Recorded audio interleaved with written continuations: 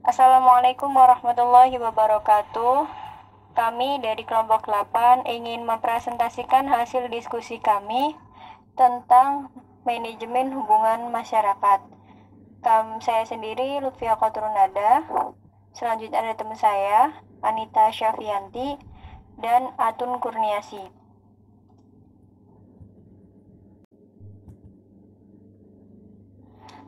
Yang pertama kita akan membahas tentang manajemen hubungan masyarakat. Apa sih pengertian dari hubungan masyarakat atau biasa kita singkat dengan humas? Humas merupakan fungsi yang khas antara organisasi dengan publiknya atau antara lembaga pendidikan dengan warga di dalam dan masyarakat luar. Masyarakat adalah orang, lembaga, badan, pemerintah, dan swasta, pasar, toko, dan lain sebagainya. Itu menurut Suharsini Arikunto tahun 2012. Kalau menurut Morrison tahun 2008, hubungan masyarakat adalah suatu upaya untuk membangun dan mempertahankan saling pengertian antara organisasi dan masyarakat. Lalu, apa sih pengertian manajemen hubungan masyarakat? Manajemen hubungan masyarakat berarti penelitian, perencanaan, pelaksanaan, dan pengevaluasian suatu kegiatan komunikasi yang disponsori oleh organisasi, mulai dari pertemuan, kelompok kecil, hingga berkaitan dengan konferensi satelit. Dari pembuatan brosur hingga kampanye nasional melalui multimedia, dari menyelenggarakan acara open house hingga kampanye politik, dari pengumuman pelayanan publik hingga menangani kasus manajemen krisis.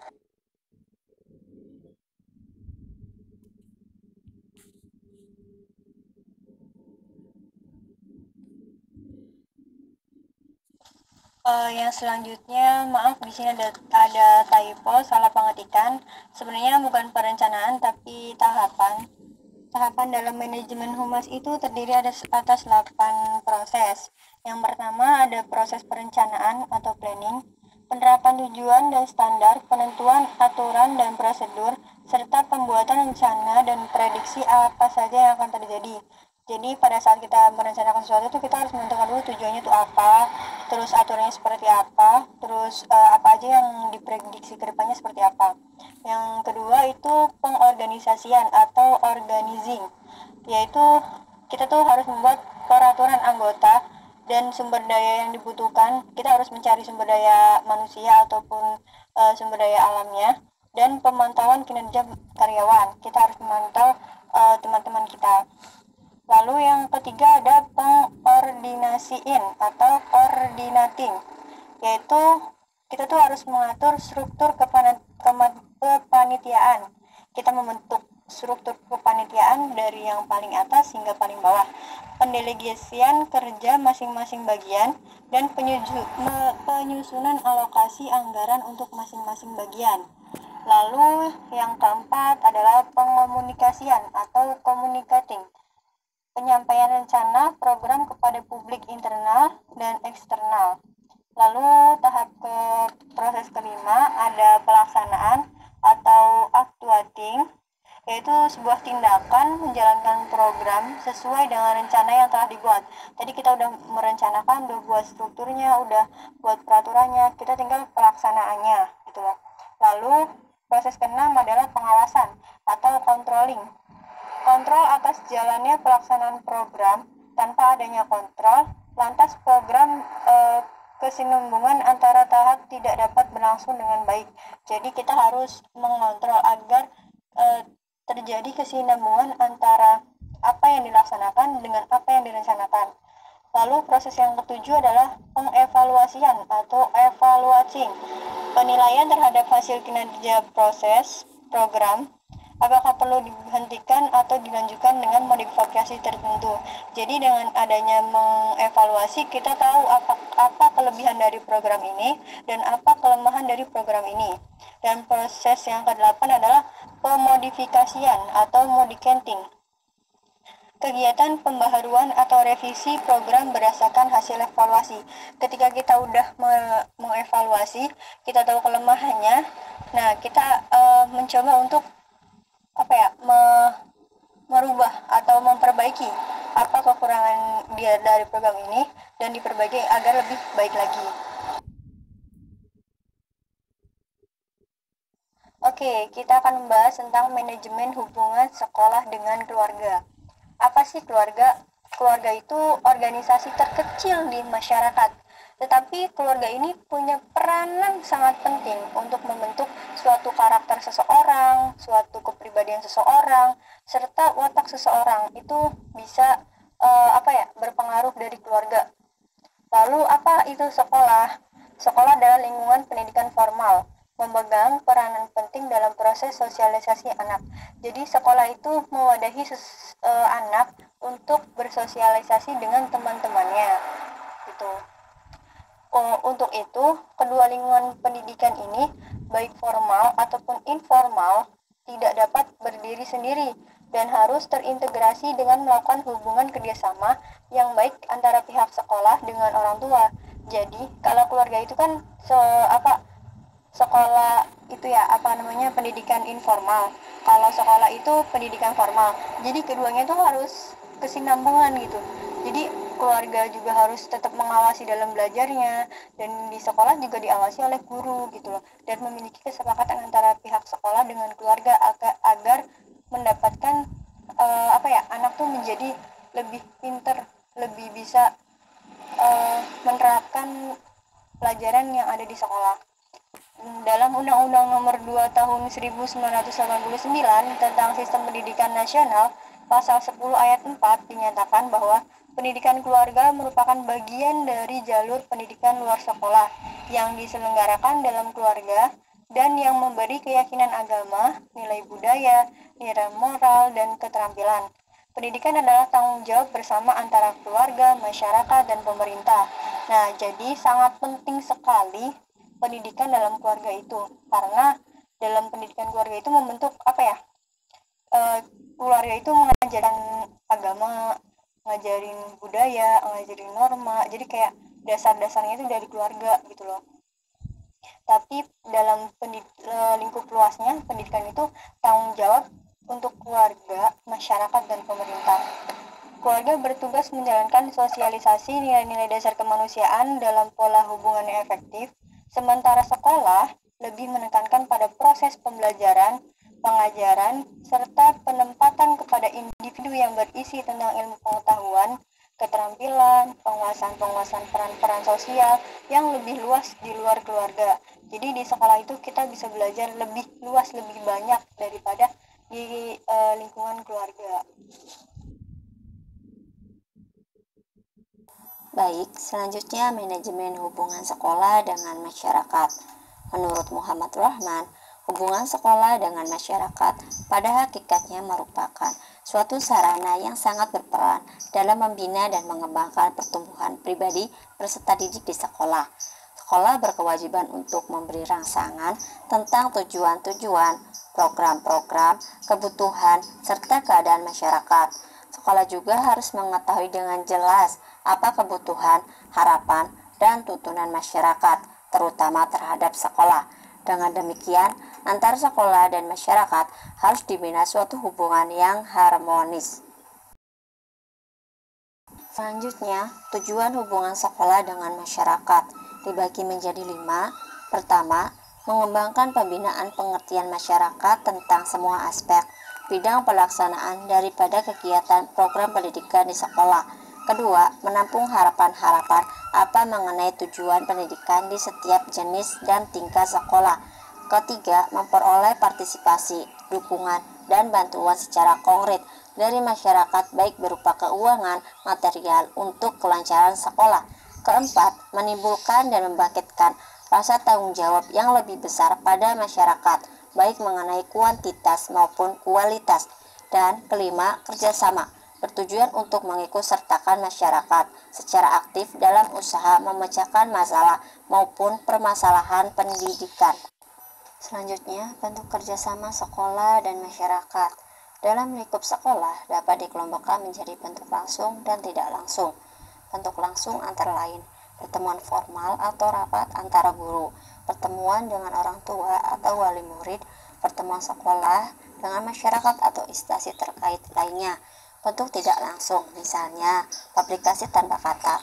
Artinya sekolah tidak perlu banyak bicara, tetapi lebih menekankan pemberian contoh yang patut ditiru bagi masyarakat sekitarnya. Kemudian, publikasi merupakan salah satu usaha yang penting dalam pendidikan, khususnya dalam usaha mempererat kerjasama sekolah dan masyarakat. Selanjutnya, pameran dari karya siswa.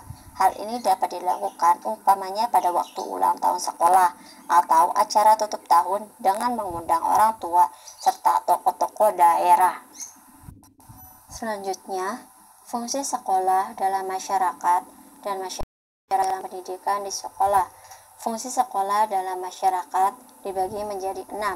Pertama, sekolah sebagai lembaga pembaharu atau agent of change yang mengintroduksi berbagai perubahan dan pembaharuan dalam pengetahuan, cara berpikir, pola hidup, kebiasaan, dan tata cara pergaulan.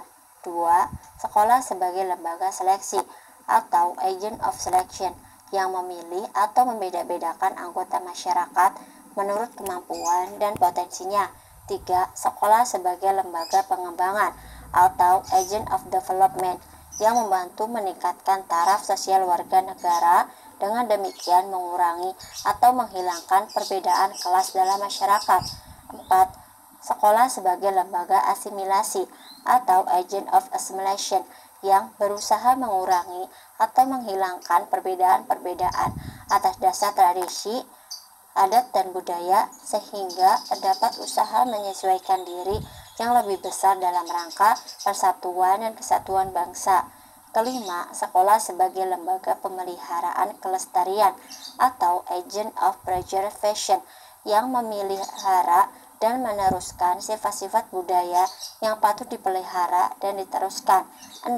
Sekolah sebagai lembaga peningkatan taraf sosial atau agent of class leveling, yaitu hendaknya sekolah maupun menjadi perantara sebagai peningkatan sosial bagi masyarakat peserta didik itu sendiri, sehingga kecenderungan peserta didik untuk berperilaku yang menyimpang. Kemudian, fungsi masyarakat dalam pendidikan di sekolah dibagi menjadi 3. Pertama, sumber supplier yang menyediakan anak didik, guru, sarana lainnya untuk menyelenggarakan sekolah. Kedua, konsumen hasil pendidikan di sekolah yang terus-menerus mengikuti dan menyelenggarakan sekolah. 3. Peserta dalam proses pendidikan di sekolah yang terus-menerus mengikuti dan turut mempengaruhi proses pendidikan di sekolah.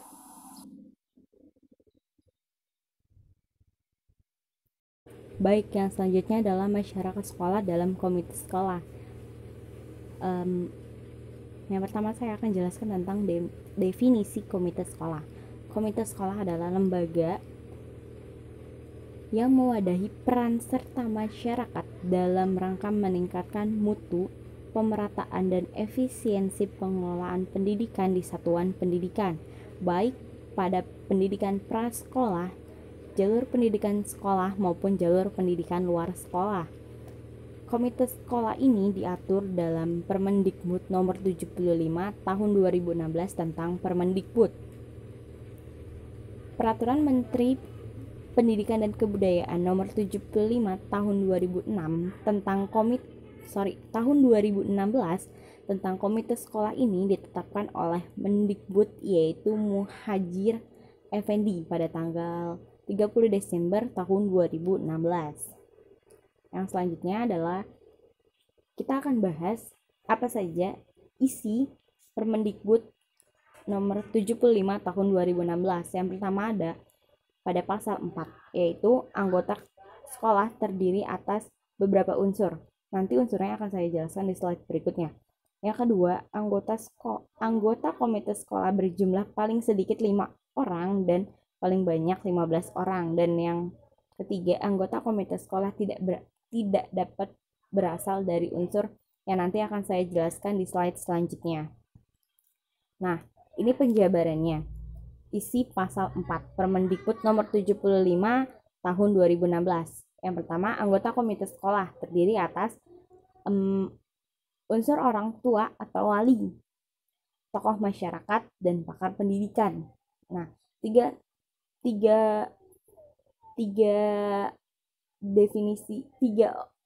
3 orang yang saya sebutkan ini boleh menjadi anggota komite sekolah. Nah, berapa sih jumlahnya komite sekolah ini? Nah, dalam pasal 4 ini dijelaskan bahwa paling sedikit itu 5 orang dan paling banyak itu 15 orang. Nah, siapa aja yang tidak boleh menjadi anggota komite sekolah? Nah, di pasal 4 juga dijelaskan bahwa yang tidak boleh menjadi anggota komite sekolah itu berasal dari pendidik dan tenaga kependidikan dari sekolah yang bersangkutan. Jadi, mereka boleh dari pakar pendidikan, namun tidak boleh dari sekolah yang bersangkutan. Misalkan ada sekolah A. Nah, anggota komite sekolahnya itu tidak boleh berasal dari guru ataupun kepala sekolah ataupun tenaga kependidikan lainnya yang berasal dari sekolah A tersebut. Nah, yang kedua yaitu menyelenggarakan sekolah yang bersangkutan. Maksudnya adalah karena komite sekolah ini tidak menyelenggarakan sekolah atau tidak membuat sekolah, tapi dia hanya menjembatani, seperti itu. Yang ketiga, pemerintah desa. Yang keempat, forum koordinasi pimpinan kecamatan dan daerah. Itu tidak boleh. Yang kelima, anggota DPRD. Yang keenam, pejabat pemerintah atau pemerintah daerah yang membidangi pendidikan. Nah, itu kan tadi pasal 4. Yang selanjutnya adalah pasal 5. Pasal 5 ini menjelaskan tentang bupati atau wali kota, camat, lurah, atau kepala desa merupakan pembina seluruh komite sekolah sesuai dengan wilayah kerjanya. Maka dari itu tadi kan disebutkan bahwa forum koordinasi pimpinan kecamatan daerah, anggota DPRD, atau pejabat pemerintahan daerah itu tidak boleh karena tidak boleh menjadi anggota komite sekolah karena mereka adalah pembina seluruh komite sekolah sesuai dengan wilayah kerjanya. Pasal 8 menjelaskan tentang masa jabatan keanggotaan komite sekolah paling lama 3 tahun dan dapat dipilih kembali 1 kali masa jabatannya. Keanggotaan komite sekolah berakhir apabila mengundurkan diri, meninggal dunia, tidak dapat melaksanakan tugas, dan dijatuhi pidana. Pasal 6. Anggota komite sekolah dipilih secara akuntabel dan demokratis melalui rapat orang tua atau wali siswa. Yang kedua, susunan kepengurusan komite sekolah terdiri atas ketua, sekretaris, dan bendahara yang dipilih oleh anggota secara musyawarah mufakat dan melalui pemungutan suara atau voting ya. Pasal 7. Anggota komite sekolah ditetapkan oleh kepala sekolah yang bersangkutan. Jadi berkaitan dengan pasal 6. Setelah tadi dipilih secara mufakat oleh anggota, maka nanti anggota komite sekolah ini akan ditetapkan oleh kepala sekolah yang bersangkutan. Yang kedua, komite sekolah yang telah ditetapkan oleh kepala sekolah harus menyusun anggaran dasar dan anggaran rumah tangga atau AD dan ART. Yang selanjutnya, tujuan dibentuknya komite sekolah. Yang pertama itu ada mewadahi para stakeholders dalam manajemen sekolah. Yang kedua, mewadahi partisipasi baik individu maupun kelompok. Yang ketiga, menjembatani dan turut serta memasyarakatkan kebijakan sekolah kepada pihak-pihak yang terkait dan berwenang di tingkat daerah. Yang keempat, untuk mewadahi dan meningkatkan partisipasi para stakeholder pendidikan. Baik, jadi kesimpulannya tujuan dibentuknya komite sekolah ini adalah untuk mewadahi atau menjembatani aspirasi dari masyarakat kepada pihak-pihak sekolah atau seperti menjembatani antara kebijakan sekolah atau kemauan masyarakat dengan kemauan sekolah yang nantinya akan dilaporkan kepada pemerintah yang berwenang di daerahnya. Oke, yang selanjutnya tugas dan fungsi komite sekolah. Yang pertama, mengidentifikasi berbagai masalah dan memecahkannya bersama pihak sekolah.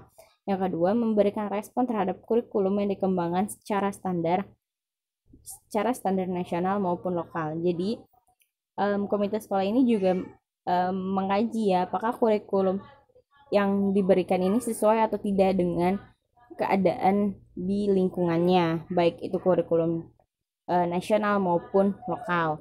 Yang ketiga, membangun jaringan kerjasama dengan pihak luar sekolah dengan tujuan untuk meningkatkan pelayanan proses dan hasil pendidikan. Yang keempat, memantau kualitas proses pelayanan pendidikan. Yang kelima, mengkaji laporan pertanggungjawaban melaksanakan program yang dikonsultasikan oleh kepala sekolah. Dan yang terakhir adalah menyampaikan usul atau rekomendasi kepada pemerintah daerah untuk meningkatkan kualitas pelayanan pendidikan sesuai dengan kebutuhan sekolah. Jadi, tugas dan fungsi komite sekolah ini bukan hanya menjembatani, tapi mereka juga akan menyampaikan kepada pemerintah daerah yang berwenang tentang kualitas pendidikannya dan kebutuhan yang ada di sekolahnya, sehingga diharapkan sekolah-sekolah tersebut bisa berkembang dengan lebih baik.